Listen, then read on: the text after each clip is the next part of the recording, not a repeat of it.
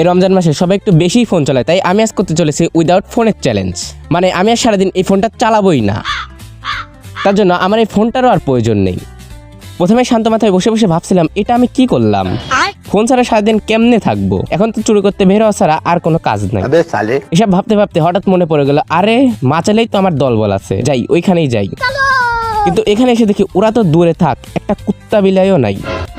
এখানে একটু বসে থাকতে থাকতে দেখি একটা কুত্তা না নীল হয়ে আসছে। তারপর দুজন মিলে গিয়ে সিয়ামকেও ডেকে আনলাম। আপনারা ভাবতে পারেন অফলাইনে যদি ফোন চালায় তাহলে তো কেউ আর দেখবে না, এটা কখনো সম্ভব না ভাই, কারণ আমার এই চ্যালেঞ্জের কথা এই দুইটার কাছে বলছি, আর ওরা থাকতে আমার ফোন চালানো তো বিলাসিতা।